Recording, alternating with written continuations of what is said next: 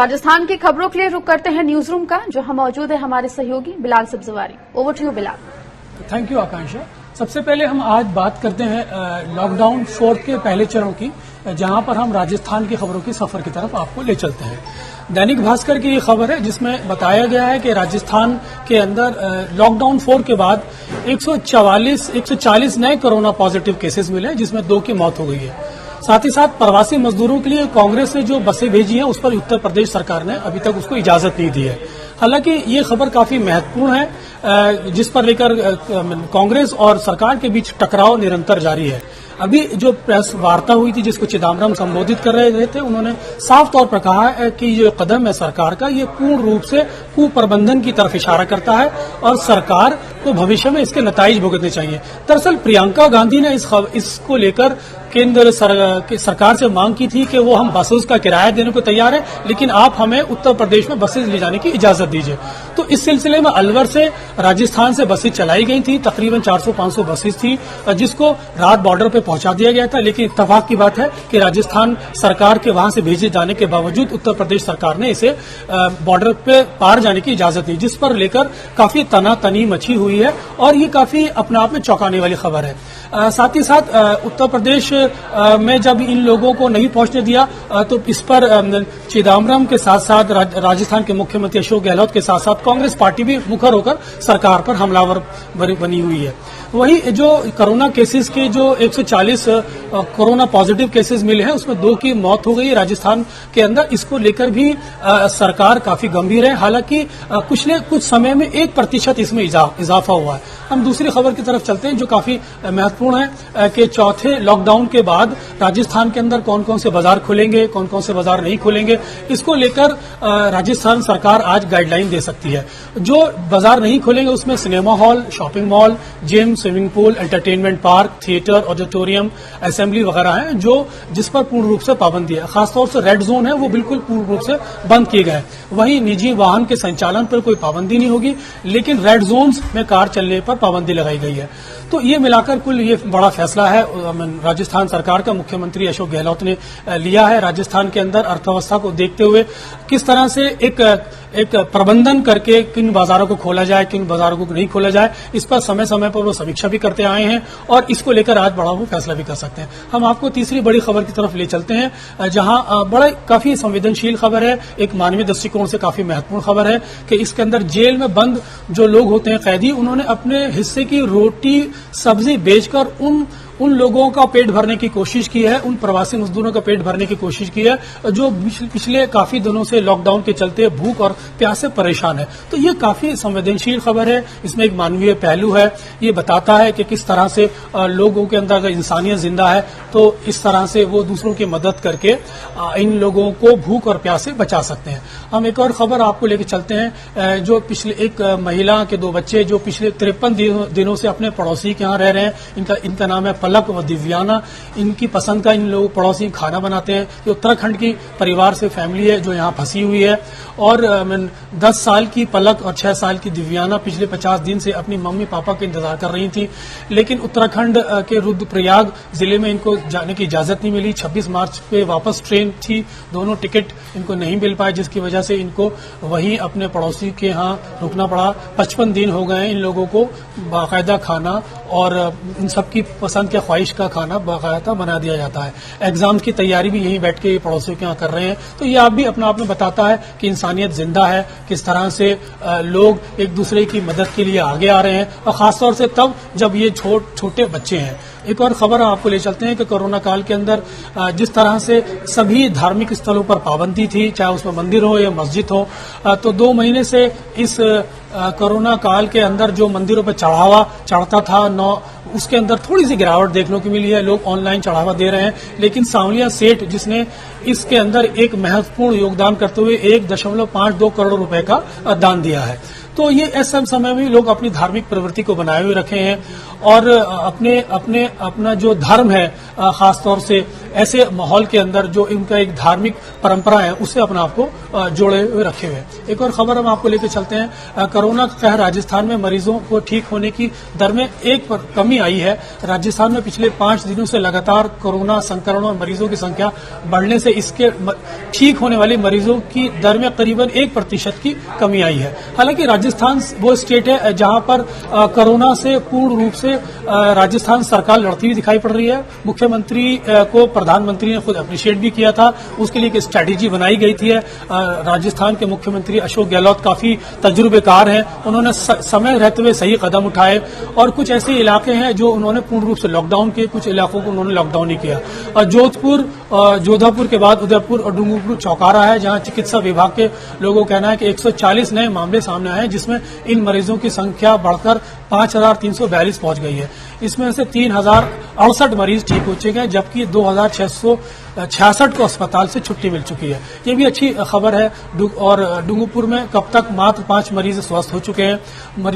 राजस्थान के अंदर सबसे अच्छा रिजल्ट है, लेकिन पिछले चौथे लॉकडाउन के बाद थोड़ा 1% यहाँ कोरोना के संक्रमण में इजाफा हुआ। एक और खबर को तरफ हम आपको ले चलते हैं। अगली खबर कि किस तरह से लोग 26 श्रेणियों के मजदूरों को मिलेगी गहलोत सरकार की तरफ से राहत।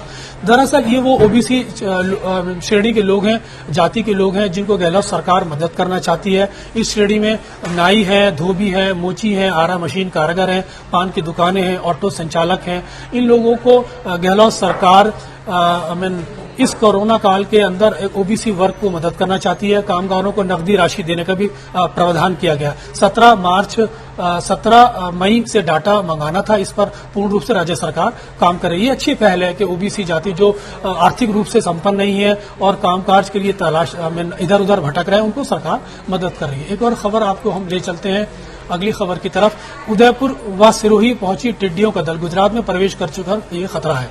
दरअसल प्रदेश में वर्तमान कायम 2 टिड्डी दलों ने किसानों को बड़ा परेशान कर रखा था। इसको लेकर सरकार काफी सचेत है। अब इसका रुख गुजरात की तरफ से अब राजस्थान की तरफ हो गया है। दरअसल टिड्डी दल जब खेतों की तरफ पहुंचता है तो ये फसल को नुकसान पहुंचाता है, उनको बर्बाद कर देता है। रात या घंटे भर में इसको फसल को चाट जाता है। तो ये अपने आप में चौंकाने वाली खबर है। अगर इसका सही तरीके से इंतजाम नहीं किया गया तो इसका फसल काफी प्रभावित होती है। इसको लेकर भी कदम उठाए जा रहे हैं। थार में कम दबाव क्षेत्र का बना भारत की परेशानी। गर्मियों का मौसम होने की वजह से थार मरुस्थल में कम दबाव का क्षेत्र बना। इस समय हवाओं पश्चिम की ओर से बढ़ रही हैं। ये हवा के मानसून की तरफ भी इशारा करता है कि इस वक्त तेज हवाएं चल रही हैं। तो कुल मिलाकर ये थी राजस्थान की खबरें, जिसको हमने आपसे अवगत कराया। काफी मार्मिक खबरें थी, काफी संवेदनशील खबरें थी, इंसानियत के पहलू से जुड़े खबरें थी। कोरोना काल से निपटने के लिए राजस्थान सरकार किस तरह से कदम उठा रही है,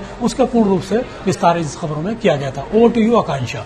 जी बिलाल, शुक्रिया राजस्थान से जुड़ी तमाम खबरें हमें बताने के लिए। वहीं राजस्थान में लॉकडाउन 4 की गाइडलाइंस तय करने के लिए इस वक्त जयपुर में सीएम अशोक गहलोत बैठक कर रहे हैं। बैठक में चिकित्सा मंत्री रघु शर्मा, मुख्य सचिव DB Gupta, ACS home Rajiv Swaroop और एसीएस हेल्थ रोहित कुमार सिंह मौजूद हैं। अधिकारियों से चर्चा के बाद सीएम अशोक गहलोत गाइडलाइंस को फाइनल करेंगे। इसके बाद गाइडलाइंस जारी की जाएंगी।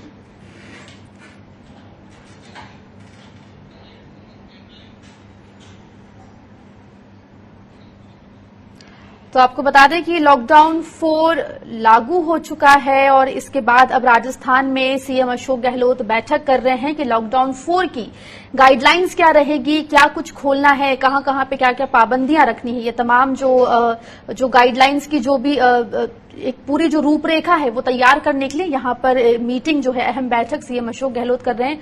और अधिक जानकारी के साथ हमारे संवाददाता रामस्वरूप हमारे साथ जुड़ गए हैं जयपुर से। रामस्वरूप, तो बैठक चल रही है सीएम अशोक गहलोत की लॉकडाउन 4.0 की गाइडलाइंस को लेकर, क्या कुछ रणनीति यहां पर गहलोत सरकार बनाती नजर आ रही है? देखिए, कल भी मैराथन बैठक चली थी समीक्षा को लेकर के कि भी आगे जो है किस तरह के नियम कायदे बनाने हैं। हालांकि देर रात तक तो केंद्र सरकार की जो गाइडलाइन थी उसका ही वेट हो रहा था। उसके बाद में भी मीटिंग चली है और अभी जो है मुख्यमंत्री आवास पर लगातार बैठक काफी देर से चल रही है, जिसमें तमाम जो बड़े अधिकारी हैं प्रदेश के वो मौजूद हैं, मंत्री मौजूद हैं। अब एक पूरा खाका तैयार किया जा रहा है कि जो लॉकडाउन 4 की जो गाइडलाइन केंद्र की आई है उसके बाद में क्या क्या रियायत और जो है राज्य सरकार दे सकती है अपने लिहाज से, यानी कि जहां जहां पर रेड जोन है, जहां ऑरेंज जोन है और जहां बिल्कुल ग्रीन जोन है, तो वहां पर किस तरह की पाबंदियां रेड जोन में रखनी है, कहां पर कितनी ढील देनी है, वाहनों का संचालन कहां कहां पे होना है, तो उन तमाम बातों को लेकर के अभी पूरी गाइडलाइन तैयार हो रही है। सारे अधिकारियों के साथ में जो है लगातार काफी देर सुबह से ही जो है इस मीटिंग का दौर जारी है और ये मीटिंग अभी बता रहे करीब 4 से 5 बजे तक चलेगी। उसके बाद में मुख्यमंत्री अशोक गहलोत जब उसको ओके कर देंगे तो बाद में जो है गृह विभाग की तरफ से ये गाइडलाइन जो है जारी की जाएगी। ऐसा लगता है कि जिस तरह से मुख्यमंत्री अशोक गहलोत ने लॉकडाउन तीसरा का चरण पूरा होने से पहले ही जो काफी छूट का दायरा बढ़ाया था प्रदेश की जनता के लिए, तो ऐसा लगता है कि इसमें जो लॉकडाउन 4 के जो चरण अभी शुरू हुआ आज से, तो काफी दायरा और बढ़ सकता है, क्योंकि जिस तरह से दुकानें खोलने की जो बात हुई थी या फिर कार्यालय खोलने की बातें हुई थी, तो वो जो छूट है उसका दायरा मुख्यमंत्री अशोक गहलोत ने लॉकडाउन तीसरे चरण से पहले ही जो है बढ़ा दिया था। तो अब आज के जो ये कह सकते हैं कि आज जो गाइडलाइन जारी होने वाली है उसमें ये तो तय है स्कूल और कॉलेज वगैरह है उनको वो खुलना नहीं है, सिनेमाघर खुलेंगे नहीं, ये जो केंद्र की गाइडलाइन के हिसाब से चलेंगे। लेकिन बाद में जो राहत क्या दी जानी चाहिए प्रदेश की जनता को और व्यापार को, ताकि थोड़ा व्यापार भी गति पकड़ सके, और तो दोनों चीजों को बैलेंस आउट करते हुए गाइडलाइंस यहां बनाने की कोशिश में लगी हुई है गहलोत सरकार की, कोरोना के जो मामले हैं उनके ऊपर भी काबू पाया जा सके और जो अर्थव्यवस्था है उसको भी सुचारू रूप से राजस्थान में चालू कराया जा सके। बहुत बहुत शुक्रिया रामस्वरूप तमाम जानकारी के लिए। वहीं जोधपुर में कोरोना मरीजों की संख्या लगातार बढ़ती जा रही है। एक ही दिन में कोरोना के 43 नए मरीज मिले हैं। जोधपुर जिला कलेक्टर डॉक्टर प्रकाश राज पुरोहित के मुताबिक नए मरीजों में 14 ग्रामीण क्षेत्रों से हैं जो राजस्थान के बाहर से आए हैं या उनके परिजन बाहर से आए हैं। वहीं शहरी क्षेत्र की बात करें तो अधिकतर नए मरीज जोधपुर शहर के प्रतापनगर क्षेत्र से हैं। जिले में कोरोना मरीजों की तादाद बढ़कर 1036 हो गई है। 17 मई को 26 पेशेंट कोविड-19 के पूरी तरह से डिस्चार्ज हो गए। तो इस तरह से टोटल स्वस्थ हुए मरीजों की संख्या 744 हो गई है। आज नए पॉजिटिव 43 आए हैं। इनमें से 14 ग्रामीण क्षेत्र के माइग्रेंट जो प्रवासी आए हैं, उनके वो प्रवासी या प्रवासियों के परिजन, उनमें से ग्रामीण क्षेत्र के 14 पॉजिटिव आए। बाकी जो पॉजिटिव आए हैं अधिकतर प्रतापनगर क्षेत्र के हैं। उधर जोधपुर में कोरोना का संक्रमण तेजी से फैल रहा है। संक्रमण को फैलने से रोकने के लिए पुलिस प्रशासन मुस्तैदी से लॉकडाउन का पालन कर रही है। लोगों में जागरूकता लाने के लिए जोधपुर के खंडा फलसा थाना क्षेत्र में पुलिस ने फ्लैग मार्च किया। पुलिस की टुकड़ी खंडा फलसा, जालोरी गेट, जूनी मंडी, नवचौकिया और बकरा मंडी होते हुए सिवांची गेट पहुंची। इस दौरान लोगों ने भी कोरोना योद्धा के सम्मान में तालियां बजाई और फूलों से स्वागत किया। में कर्फ्यू और लॉकडाउन की पालना करें और जो भी रसद सामग्री है वो सारी उपलब्ध कराई जा रही है। किसी प्रकार की अगर कोई दिक्कत है तो वो पुलिस मित्र और थाना लेवल पर ग्रुप बने हुए उनको बताएं। इसके अलावा इन तरह की चीजों का जो पालन नहीं करेगा उनके खिलाफ कानूनी सख्त कार्रवाई की जाएगी। इस तरह का संदेश देने के लिए ये रूट मार्च किया जा रहा है। राजस्थान से सैकड़ों प्रवासी मजदूर पैदल ही बिहार के लिए निकल पड़े हैं। ऐसे ही 200 प्रवासी मजदूर संगरिया से चलकर झालामड़ तक पहुंचे हैं। मजदूरों का कहना है कि कई दिनों से सरकार की ओर से गांव भेजे जाने का आश्वासन दिया जा रहा है, लेकिन अभी तक कोई व्यवस्था नहीं की गई, इसलिए निराश होकर वे पैदल ही अपने गांव जाएंगे। वहीं जिला प्रशासन को जब इसकी जानकारी मिली तो मजदूरों को रोका गया है और उनके लिए खाना और पानी की व्यवस्था की गई है। साथ ही मजदूरों को भरोसा दिया गया है कि जल्द से जल्द उन्हें बस या ट्रेन के जरिए घर पहुंचाया जाएगा। सूचना मिली कि कुछ लेबर पैदल चल के डांगावाड़ साइड में जा रही है। बिहार के रहने वाले लोग से बताया जा रहा है। प्रशासन और पुलिस यहाँ पहुंच गए हैं, इनको समझा रहे हैं, इनके लिए शेल्टर होम की व्यवस्था है, खाया मकान रुकने की खाने की व्यवस्था हम लोग कर रहे हैं। लेकिन लेबर क्योंकि साइकोलॉजी इनका हो रखा है कि हमें घर जाना है, ये लोग पैदल जाने की जिद कर रहे हैं, लेकिन इनको समझाएंगे। और इनकी व्यवस्था क्यों नहीं चाहते हैं कि कई दिनों से व्यवस्था के लिए व्यवस्था कल तक अपने यहाँ से ट्रेनें गई है जोधपुर से, हर दिन जा रही है। अब आने वाले 1-2 दिन 3 दिन में जब भी बिहार के लिए ट्रेन का प्लान होगा इन लोगों को हम सूचित करके बुलवा लेंगे। तो राजस्थान के मुख्यमंत्री अशोक गहलोत ने सभी भर्तियों को समय से पूरा करने को कहा है। उनका कहना है कि अभ्यर्थियों को नियुक्ति के लिए इंतजार न करना पड़े। उन्होंने कहा कि जो भर्तियां न्यायालयों में लंबित हैं उनमें प्रभावी पैरवी कर ऐसे प्रयास करें जिससे लंबित भर्ती प्रक्रिया दोबारा से शुरू हो सके। वहीं अधिकारियों के साथ बैठक में सीएम ने कहा कि कई बार सेवा नियमों की अड़चनों के कारण भी भर्तियां अटक जाती हैं। इन अड़चनों को दूर करने के लिए आवश्यक हो तो सेवा नियमों में भी संशोधन किया जाए। अब तक 56,523 नियुक्तियां हो चुकी हैं। साथ ही 26,000 से अधिक पदों पर नियुक्ति के लिए विज्ञापन प्रकाशित किए जा चुके हैं।